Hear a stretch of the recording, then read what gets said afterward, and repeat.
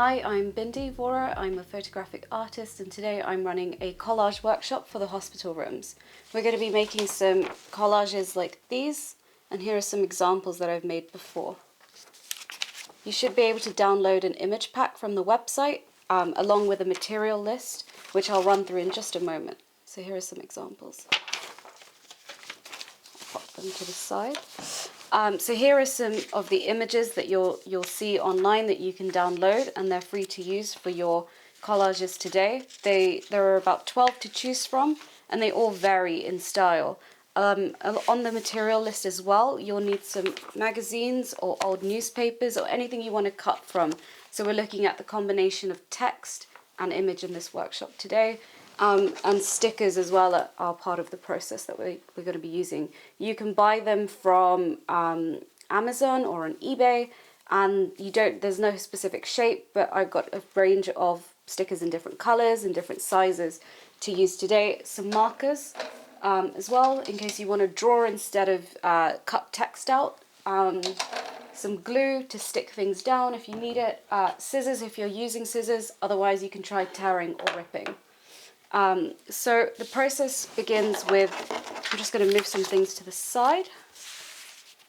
The process normally begins with leafing through a magazine or a newspaper, and what I'm looking for is a bit of text. So for example, something like this, where you can read what it says. Often in newspapers and in magazines, the text that's a bit bolder tends to stand out more, and so when you're thinking about the layout of the collage, that speaks to the image, then that's how you can kind of put things together.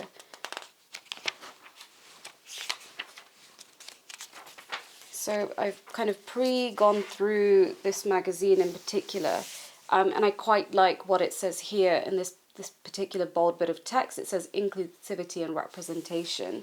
And what I'm going to do is I'm just going to use my scissors to make a cut from it. So the whole purpose of the workshop and why I'm interested in the combination of image and text is because I think text and visual language kind of sit hand in hand. The idea that language speaks to images is particularly something I'm interested in. And I think in mainstream media and throughout the pandemic, we've seen a lot of use of language. And when you think about pairing it with images, it kind of changes the meaning slightly. I've been working on an ongoing series called Mountain of Salt, and that's kind of speaking to a lot of the information that we've seen throughout the pandemic. I'm just going to cut a few bits of text out, and then we can look at the different things we have and then how they might sit with an image. Normally, when I'm making my collages, I tend to find the language first, so whether they're words or sentences, and then I look at the images that I have in my archive and begin to put things together. Maybe this one as well. I'm going to try ripping this one just to show you. It doesn't have to be perfect as well, because you might decide that you want to almost cut the particular text again in half and lay them out like you see on this collage here. So it's kind of free and easy to use. You might also decide that you don't want to use what you've taken out from a magazine and instead write on top of the image, which is the kind of beauty of collage in some ways, that you can kind of use any combination of things. I think these are just images now. Right, I think we're ready to start making. So I'm going to move my newspapers and my images to one side. So in the image pack, there's a whole range of images that you can kind of look at. A lot of them speak to certain ideas initially I had when I was pulling them out.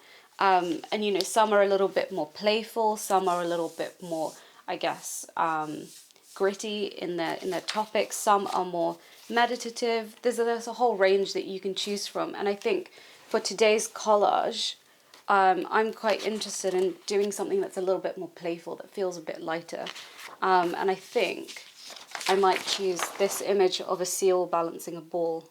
I know the cat image before has tended to be popular, but let's go for the seal today. So when you're putting together your collages, what I like to do is kind of look at the image as a whole. You can choose to incorporate the white space that you have around the image, or you can work within the frame. For me, I tend to work within the frame, and then sometimes I trim to the edge of the image, or I kind of add a kind of border around it with a marker, depending on how I'm kind of looking at the image and what comes together. I think for this particular collage, I'm going to cut the word and split them into two, just to spread it across the image a little bit. And when I'm working with text and image and the stickers that we'll eventually use, what I like to do is kind of position them in a way that feels like you're directing someone's gaze throughout the image. And I think that's a nice way of, you know, leading someone across an image and towards the meaning that you're trying to imply with the images that you create. There's no right or wrong when you're working with collage. That's the kind of fun of it. You can kind of mix things up. If something doesn't work, you can always take it off and start again. I think something like this could be quite nice. Game changers. Actually, I don't want the S on that, so I'm going to snip that off. Game changer. Get rid of the S there.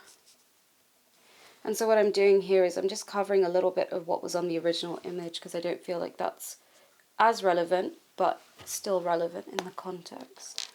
And you can kind of see here very delicately when you look at the image pack that just underneath it says of worth.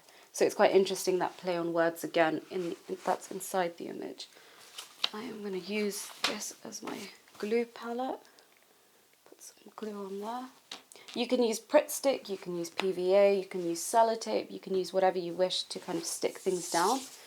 I also kind of pulled these ready-made letters and symbols out. If you have those, you can also use those. They're a lot smaller, but again, there's just no right or wrong formula. It's whatever you have to hand and whatever you want to use. So I'm just going to position that like that.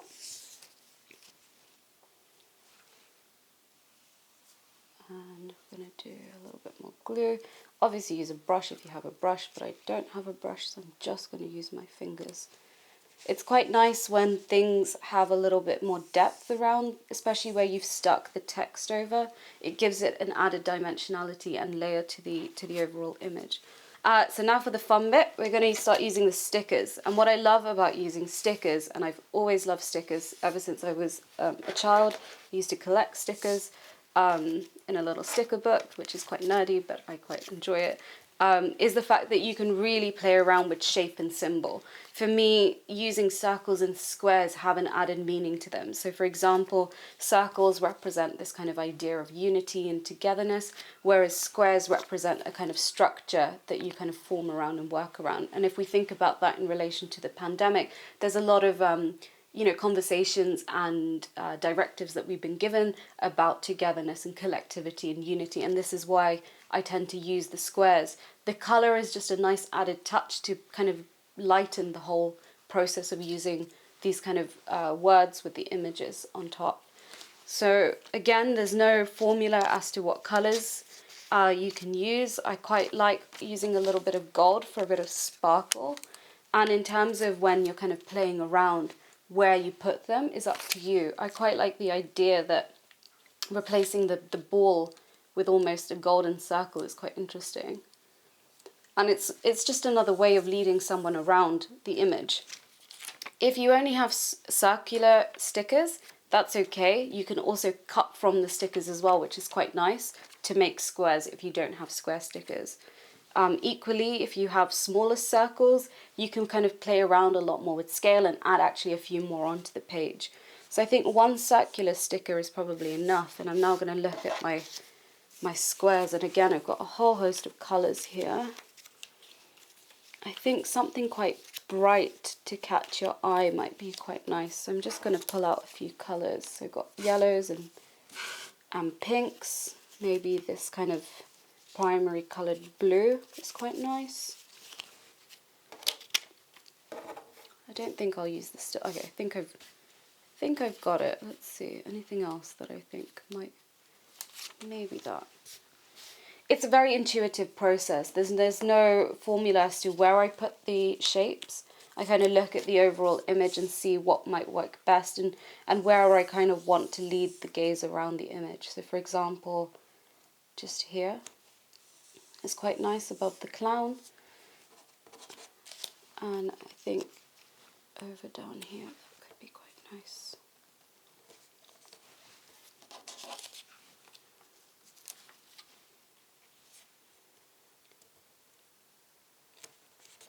You can see with the squares that I've put down, I've not just used them as squares, I've kind of turned some of them into a diamond as well.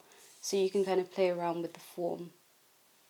So you can kind of play around with the quantity of stickers you put down. There's no right or wrong, and you can kind of see where this is going at the moment. I think what I'm going to add to this is maybe a coloured border, and I think I'm going to trim the image right to the edge so that you get more of a focus on what's happening in the image itself. I mean, you can see on here where I've only used the smaller shapes and played around again with the balance of the diamonds versus the squares. I think it's a kind of, this is the nice bit of the process in that sense. In terms of the markers I'm using, they're just pigment markers. You can use Sharpies, you can use normal felt tips, you can use crayons. There's all sorts of materials you can use. There's no formula as to what works. I think it's just what materials you have around you and how you want to use them. In terms of the border, again, I'm just going to do something that feels a bit playful around the image to frame it. I think the purple is a nice touch to just respond to the text that's here on the page.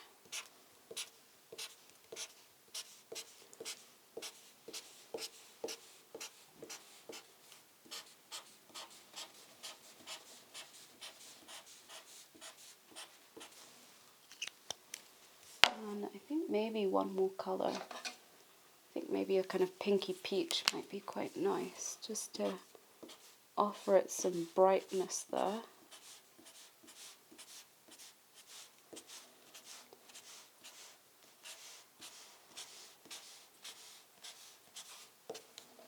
I think what's nice about collage is that you can combine so many different materials and overlap them and overlay them in order to make a kind of final image.